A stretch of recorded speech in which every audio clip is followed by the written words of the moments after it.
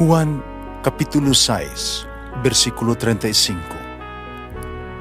Si Jesus miingon kanila, "Ako mao ang pan nga naghatag sa kinabuhi.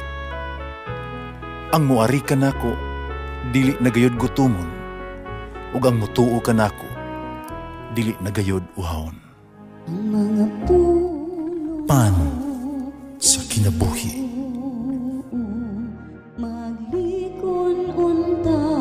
Sa mong pagtuo o gagakakabi sa pagtuman sa imong mahal nga kasuguan.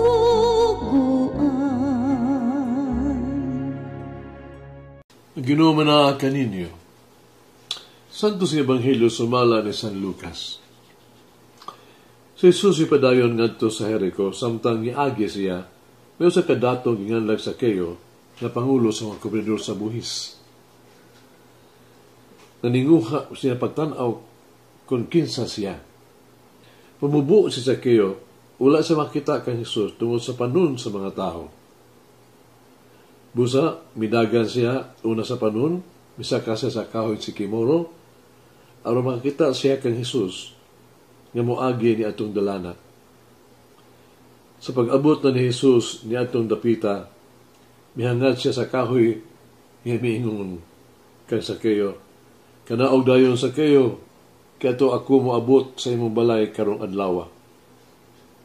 Mi kanaog sa Sakeo, pagdali, sa dakong kahinangop, midawat ng Jesus.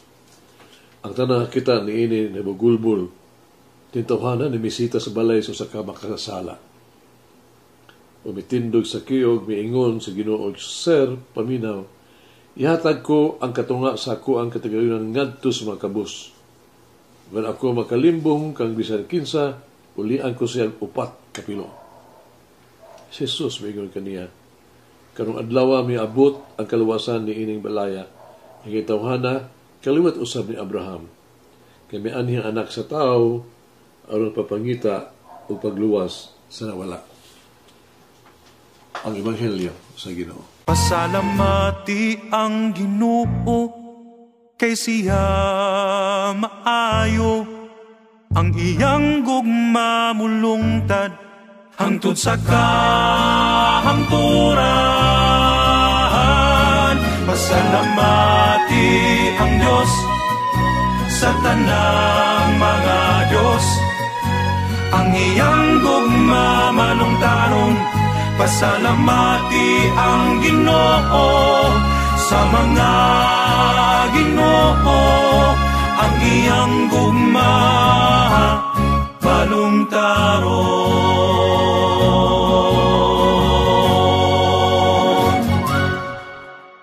Unsa may angay nato buhaton aron makaplagan o masinati nato sa Jesus.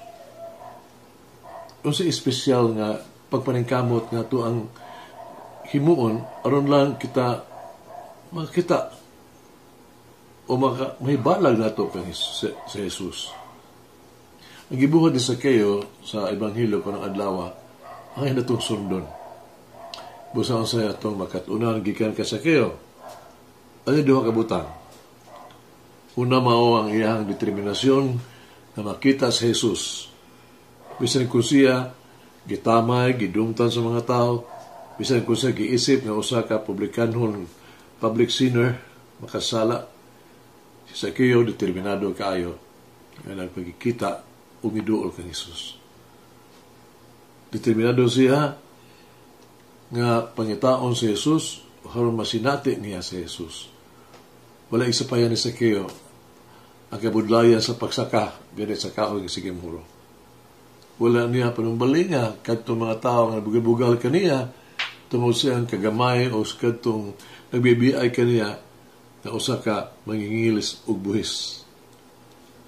Isip o ka usa ka mangingilis sa buhis, giila siya isip usa ka traidor o kaabag sa mga Romano. Busa Sakeo gitamay sa mga Hudiyo, gitatar pagani siya igog sinalikway. Man Sakeo wala gyud siya maluya. Wala siya kapugni sa mga tao.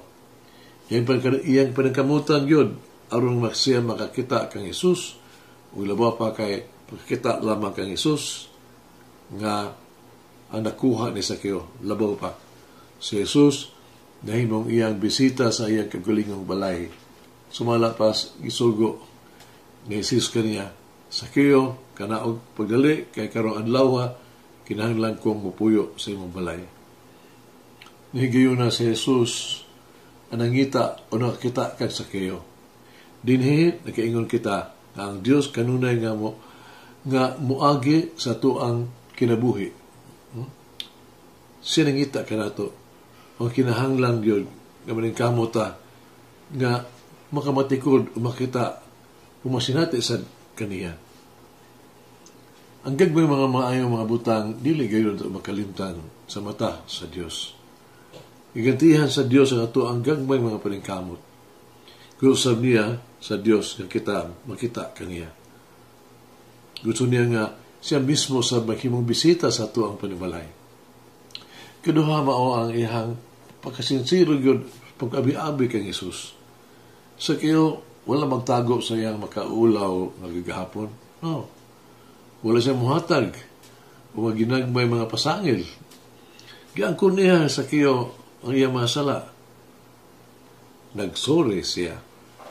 Busa doon ay labaw pa sa mapakita lamang kang Jesus. Sa kayo na inihigayuna, napakita siya sa katiliniban nga siya naghinulsol, nga tinuod, nga nakabig siya. Miingon sa Jesus kaniya. Tanawa. Ingnan ni Jesus. Katunga sa akong katagayunan, Ginoo. Ihatag ko sa kabos. O kung nakailog mong kong bisag unsa ka bisag kinsa, bayaran ko siya upat kapilo. Nakadawat og daghan gikan kay Jesus, gusto niya nga ibalik kini gadto kay Jesus. Di makaingon kita ang tinuod nga sinatian ni Jesus kinahanglan magdala ka nato ngadto sa pagbag-o sa atong kasing-kasing. Ang tinuod nga pagtagbo ni Jesus kinahanglan magtukmo ka nato sa pagbag-o sa kinabuhi. Sa katapusan, nganong gusto man sa kayo na makita si Jesus? Una sa duha ka butang karason. Una, itungod kay wala siya kalinaw sa una-una. Dili siya malinaw sa iyang kagalingon o sa iyang komunidad. Kedua, itungod kay dili siya tinuod nga malipayon o adunahan siya. Oo. Igo na siya ingon ta malampuson. Oo. Siya dunay gahom otoridad. Apan ang pagbaton og daghan dili ni katumbas o kalipay. Doesn't make you really happy. Ang kwarta dili usa ka kasiguruan sa kalipay. Ang gahong otoridad dili garantiya sa balong kalipay.